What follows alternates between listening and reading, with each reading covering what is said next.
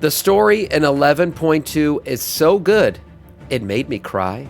Oh my god, what is this? So, we all know that the Midnight expansion is basically the official kickoff of the Metzen story. The War Within was already being made and actually in like late development by the time Metzen decided he was going to come back. So if you notice, the War Within story maybe has like a bit of an odd tail off at the end here. Feels like nothing's really going on. That's probably because Metzen was trying to blend it into what he actually wants the story to be here coming in Midnight. So 11.2 is really going to be the first flavor of Metzen that we're getting finally in the story once again. And then the Midnight expansion will be his first full-on expansion. So this is going to be an important time for WoW's story going forward. Is it going to get good again? Is the Warcraft story going to matter again? Are we going to stop holding hands and finger popping each other and actually get back to the war in Warcraft? We'll have to wait and see. If there's too many spoilers in this video, I'll try to skip over them or pause them. But let's just jump straight into this. From Marcellian Online, the story that made him cry. Jesus Christ, her face. Jesus, that's so cringe. Oh, no. Gee, that's so cringe. That's so lame. Yeah, oh, no. The state of WoW storytelling is terrible, and with the recent release of 11.17 Legacy of Arathor, I have never felt more disconnected from what... You knew it was going to be bad when they had the pointy glasses on her, too, you know? It's just, yeah. Look, I played through this on stream, right? And I'm not gonna like hate the story and be like, oh, this is the worst thing I've ever seen, but there was nothing great about it.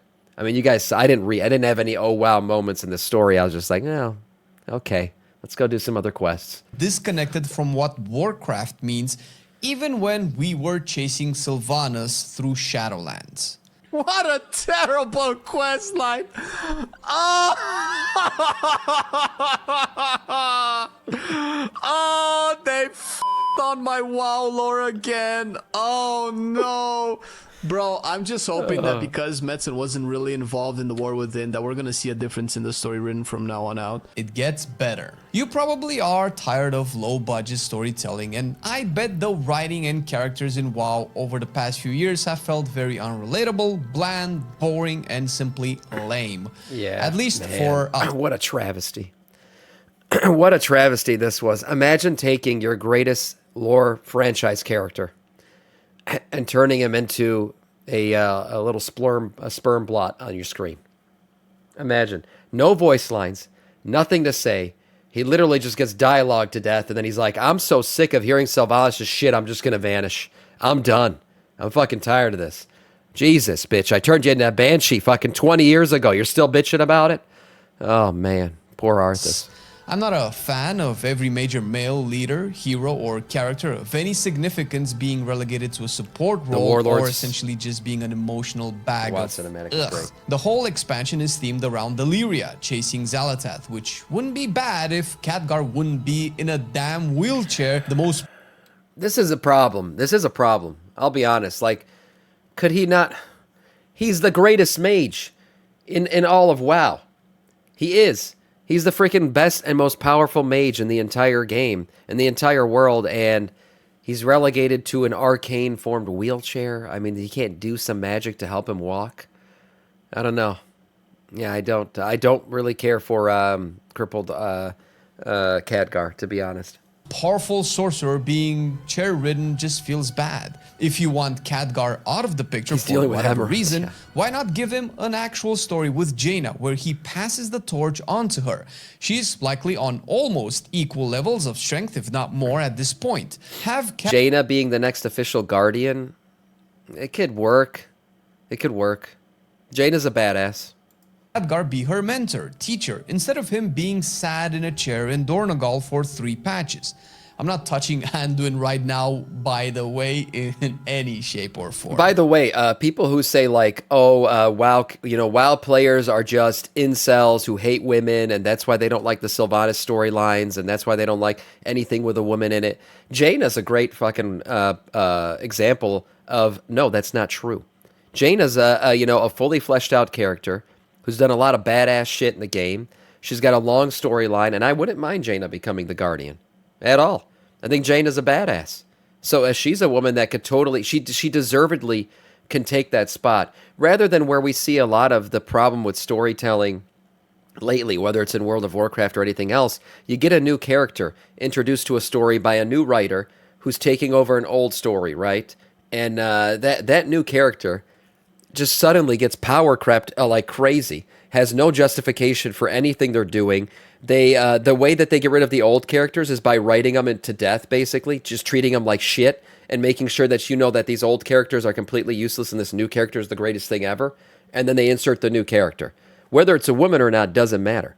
Just the new character writing is so shitty that it's hard to justify how did you get rid of this legend and insert this fucking random NPC into their place. All for 3 patches. I'm not touching Anduin right now, by the way, in any shape or form.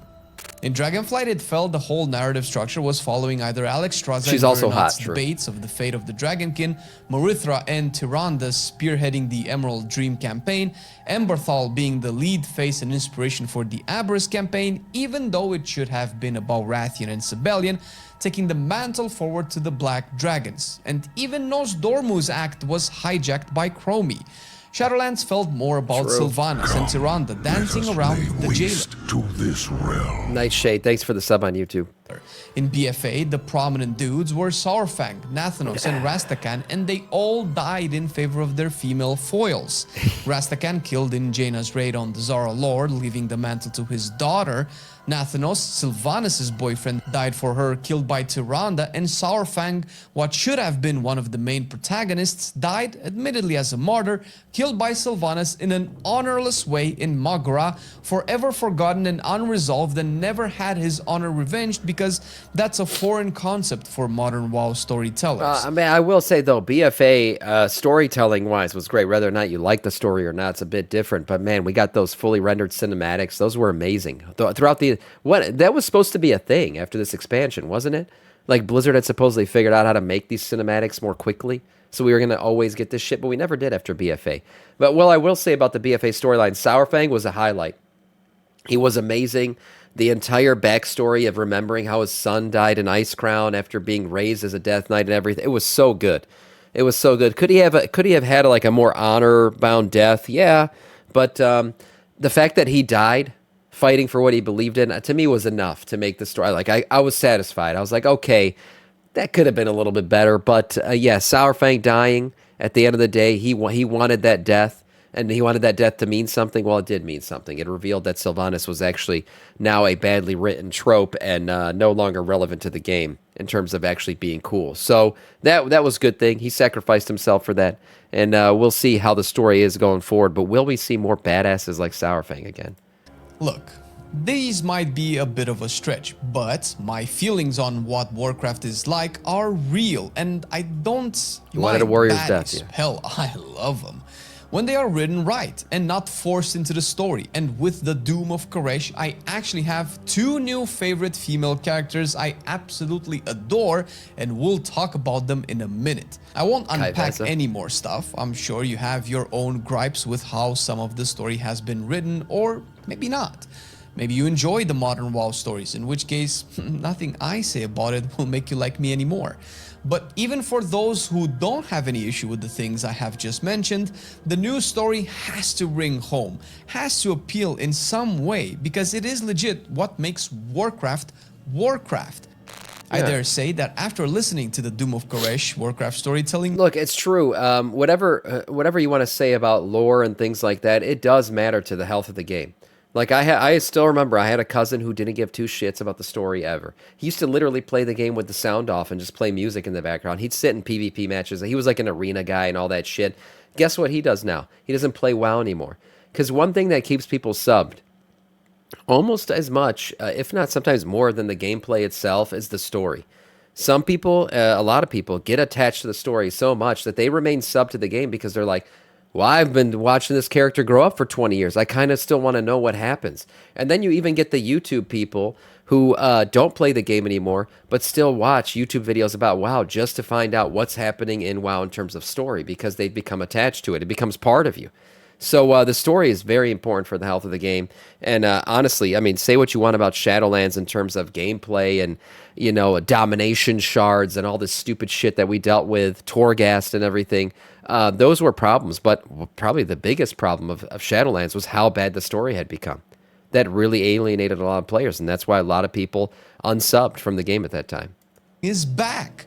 Not only that, it made me feel hopeful for 11.2 Ghosts of Koresh being the shift we needed to actually care about the quests we do, the factions we gather reputation for, and generally the world we live in as players. World of Warcraft just came out with the best story I have personally listened to since Legion. Oh, nice. It is so good that it reminds me of times when I used to feel dread about the obvious impending doom of the fallen Prince Arthus and his journey into the darkness, away from the light. It provided suspense and thrill, similarly found in the Illidan book that was wrote for the Legion expansion. Most of all, it was Warcraft. There were cool moments. There were sad moments. There was a hero, a betrayal, a love, a loss, and a lesson learned. Cool. The story was such a different vibe from what we have gotten as players in the last 3 or 4 expansions that I simply forgot what it meant to love the World of Warcraft. Not the game, although that's pretty cool too, but the actual world we like to play in and have dreamed of being inside of for decades. This felt like a totally different WoW than what we have been playing for the past 3 expansions, and I couldn't help but be hopeful for the future, which is still uncertain, but the reception of this short story can hopefully push it in the right direction. I will start talking about it in a second, not a whole lot, but if you don't want to be spoiled, now is maybe the time to pause this video, go read it or listen to it, links are down in the description, because there is a pretty important plot twist that actually brought me to tears, and I will mention it here. I don't think I'm gonna let this play because this is the pre-story or the Devouring War. This is like the prelude to what we're getting into. So I wouldn't say this is a spoiler. You can go listen to this right now. Like, this is already available. So I'll let him talk about this. But first, why is the story even important? I believe it's crucial towards building up emotional weight to what arguably matters the most for World of Warcraft as a video game, a cinematic.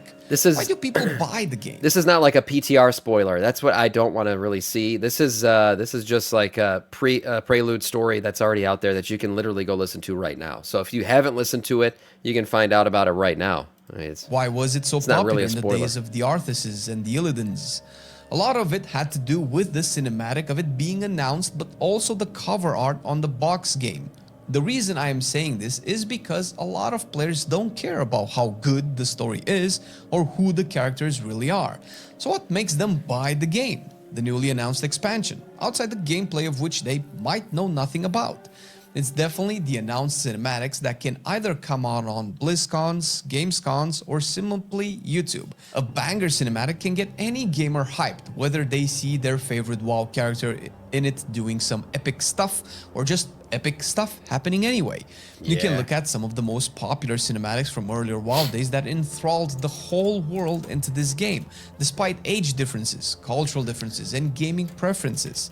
Hunters, druids, warriors, and mages were doing cool shit in vanilla.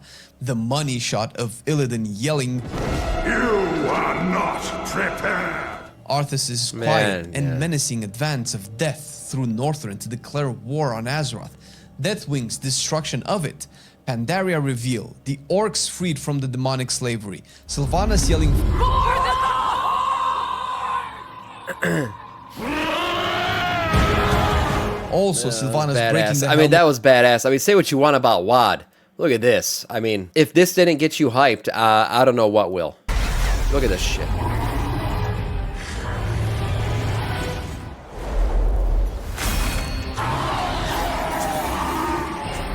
Fucking jumping through the flames. Axe to the forehead.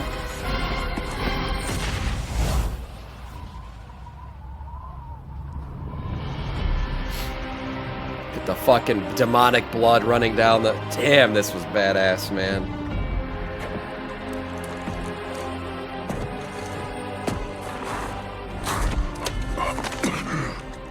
This was not our destiny. True words right here. Times change.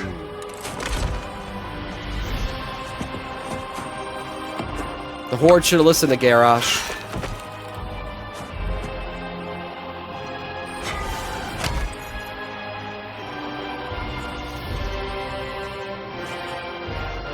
This is fucking... I still get goosebumps, man.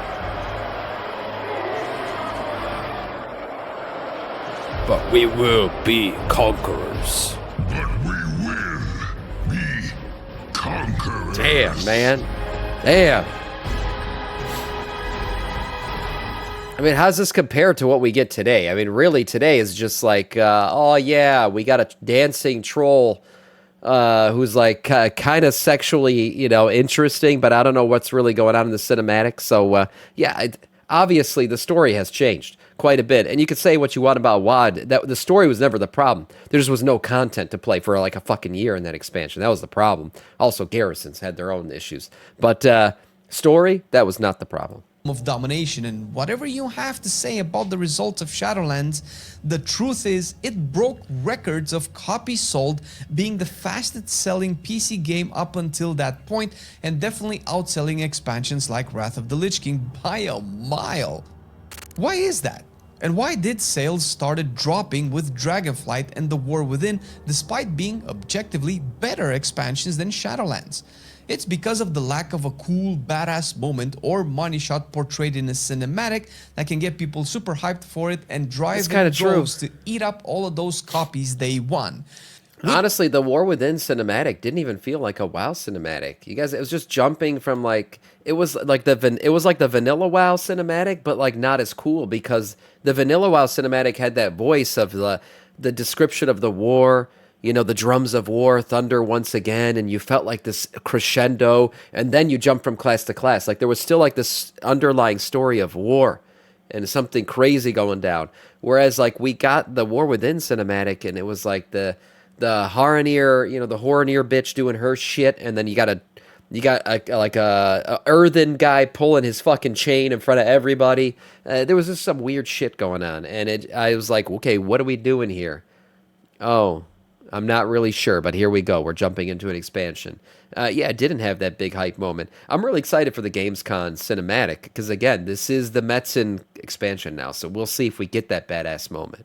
Each box art would make you want to buy the game more. The art of Arthus holding down Frostmourne after what he did in the cinematic, which was unspeakably epic in proportions and stakes, or the War Within box art of Xal'atath and the cast of WoW friends after the War Within cinematic had Anduin and Thrall stare at a forgotten plot device. None of this is represented in the box art because none of this has anything to do with the War Within. But thankfully we had a second cinematic, Shadows Beneath, that barely fares any better. What does Xal'atath actually do here except nothing? Because nothing happens in the War Within cinematic. Why do I care about this one-armed chick getting all geared up and ready for battle, I guess? What battle? Who is she? Why is she angry? What is this earthen doing? Crafting something? Why does this matter? And yeah, why does it matter? Oh, yeah. Hello there. I don't know what you're doing, but I like it. And still, yeah, like that's what I was saying. Like, okay, I'm kind of turned on, but I don't know what's going on here. I don't really understand. And even we're this deep in the expansion, I still don't know what the hell was going on in this cinematic. I really don't. And maybe that goes back to this was probably already done before Metzen even came in, but maybe it goes back to the fact that maybe there was a story that was just never told, or it got changed a bit. I have no idea. But the cinematic itself did not excite me. 10 of 10 pause. Yeah, probably my best pause. Probably one of my best pauses, I'm not going to lie. I like it. And one. Still nothing happens. And it is pure reflection of the problem with modern WoW storytelling that does not help people get hyped for the game, does not get them to buy it and subsequently play it, since nobody knows who these people are. When you keep introducing new peoples, new races, new cultures, without an actual build-up, an actual story to hook people in, you'll just get deadpan silences in the audience. Arthus was a character in Warcraft 3 that put Warcraft in the hands of all RTS fans with a gut-wrenching story, and now he's an MMO villain. Same with Illidan, same with Deathwing. Necromancers, dragons, and demons, things that people understand and know about because WoW's story was simple, and by looking at the characters you could tell what they might be up to. Yeah. Where in the War Within do I mean, here's the thing too, like you look at these old expansions and they basically had like box art, right? Like this is the final boss of this expansion. Got it. But then after Mists of Pandaria, we started like this storyline that continued from expansion to expansion. It was no longer like big bad, you kill him. Now we chill for a little bit, sit at the end of the bed and smoke your cigarette until the next adventure starts. That stopped after Mop when you had the whole Garrosh imprisonment, he escapes, now we're in Wad, now we're doing, and it just kept going from there. So no longer was it always about a big bad, but you still had that overarching threat that was always the thing of the expansion. And then we jumped into some of these newer expansions like, okay, we got Dragonflight. Oh, we found an island. We found an island that we couldn't find. Okay, now what? Oh, Xal'atath's back. Well, does that have anything to do with this expansion? I don't know. We found a hole in the ground. We're going underground. Okay, now what? I think the War Within is supposed to be the last expansion. We went to all the last places mentioned we had not seen yet. I said that in one of my previous videos a while back, that I thought the War Within was supposed to be like the final expansion of essentially WoW 1, and fucking people lost their mind because they said I was baiting them and that's not real. But it's been talked about from Blizzard press releases and stuff, that the War Within kind of was supposed to mark a closing of a lot of the story, and whatever was supposed to happen after was going to be a whole new version of WoW. Now it's really a saga that's closing it out, and we'll see what happens after The Last Titan. Are you Canadian? You're Canadian. No one trusts you. I'm not Canadian, so there's that. But yeah, it just doesn't. The stories haven't made much sense. There hasn't been much coherent storytelling. There hasn't been that big bad. There hasn't been the badass moment. That's the main problem. They might be up to. Where in the War Within do we engage in colossal blacksmithing of epic legendary fantasy gear to take into battle? Where is the story of the Haranir? The proto-trolls or elves or whatever they are, clearly a druidic focus. No, the plumber quests we do prior to Undermine is not it. Farron at least had some more story with her people in the Nightfall mini-event that was terribly executed and with no actual lore or substance behind it, and the Yeah, I mean, even this moment where Anduin jumped off the ship to, be his dad, it wasn't as badass as his dad's. His dad fucking one-shot a Fell Reaver. Like, that was fucking amazing. And then Anduin jumped down to fight some spiders. I mean, he couldn't, this anticlimactic. They tried.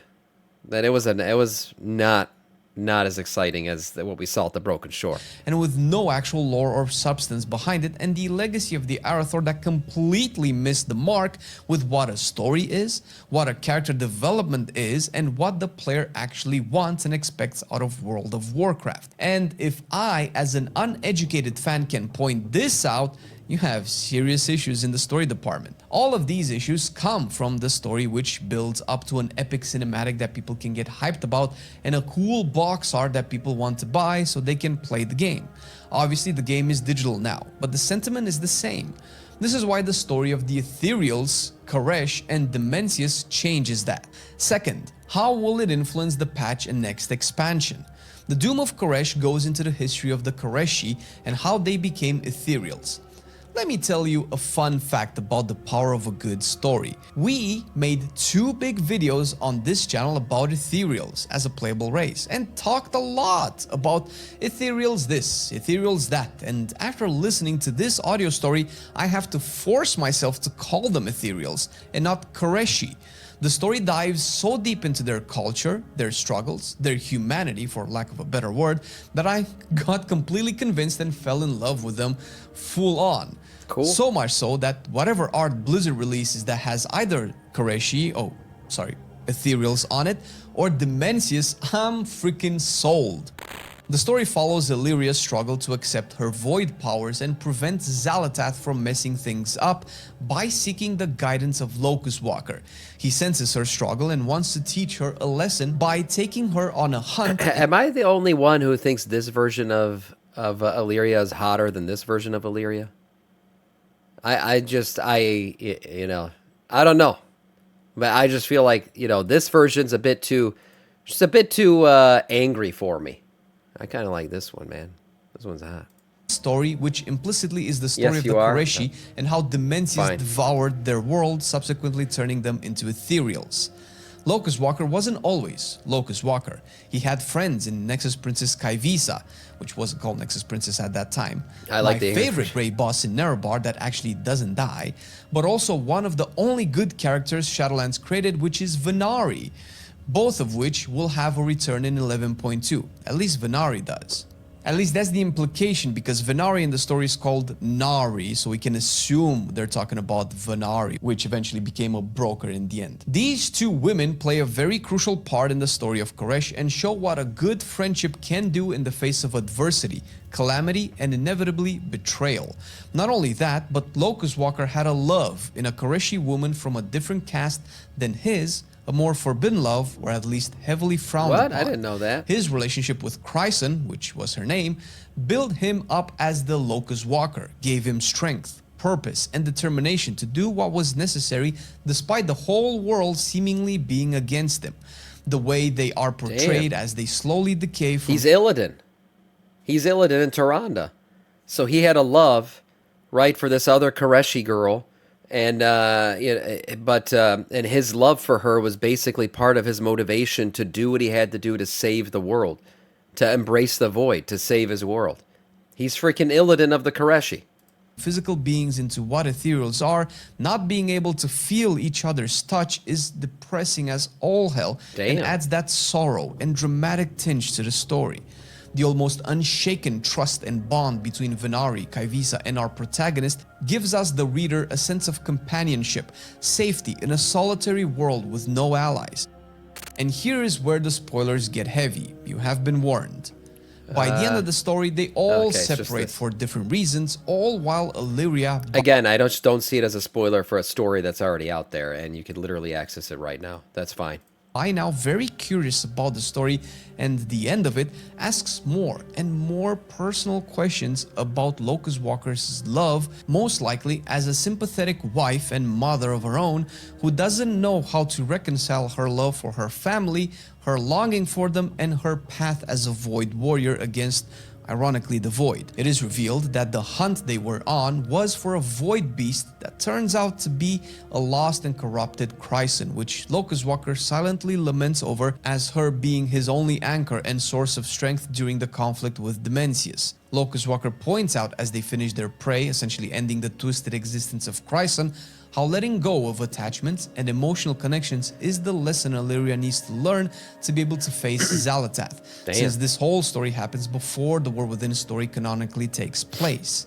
Yet Illyria understands the irony that the lesson is exactly the opposite, and she ends up teaching him that love breeds strength, bonds give determination, from the actual example of his own story about how Chryson pushed him to accomplish what would end up saving his people from total annihilation. The story ends with Illyria going back to the not yet destroyed Dalaran and Locus Walker consuming the void heart of his lost love in what is implied to be a bitter farewell to a part of his past forever gone. Damn. The bitter sadness is wrapped around in hope and strength to push through the incoming threat to the world, and it's a feeling that we haven't had properly put into the game since Legion. At least that's... This has been hinted at for a little while now, that Illyria was kind of falling off because she was growing more distant with her family, right? Specifically Erator and stuff. So as she's later realizing that she doesn't have to grow distant with them, and in fact that her strength is that she has them, right? They can act as an anchor to this world for her as she delves deeper into the void. And that's kind of what that Locus Walker story is also hinting at, that his love for this ethereal girl was his anchor, essentially, to be able to delve into the void, but still remain grounded in this world. Since that's fine. That's Legion. A cool story. At least that's how I felt. The fact that the characters have an actual personality pushes the story forward, and after watching it or listening to it, I went into the 11.2 PTR and browsed the raid and dungeon roster journal to find out about all of the characters I just read about. This is the power of a good story, and this is what Warcraft used to be about that made me one of its biggest fans. Ghosts of Koresh might be one of the best story-driven patches we have ever received, and I sure hope we get nothing but this level of World of Warcraft story, whether it is in the game, in cinematics or books, but preferably in the game. And what better way to start the 11.2 patch than with the main and an alt? And if you are having troubles choosing one, here's how we are doing it in this video. Yeah, nice video overall. Like, we're seeing the Metzen effect finally take effect, I think, in this patch, and then obviously in the coming expansion. So I would expect the story to start to take a bit of a turn from what we've typically seen. Is it going to be the right turn? That's the question, right? I'm hopeful. I think it could be. I think I'm ready for the story to get good again. I think I'm ready for more axes swinging and orcs jumping through fire to the forehead of a demon, like that kind of shit. Yeah, bring it back. Hopefully it happens. Nice video here from Marcellian.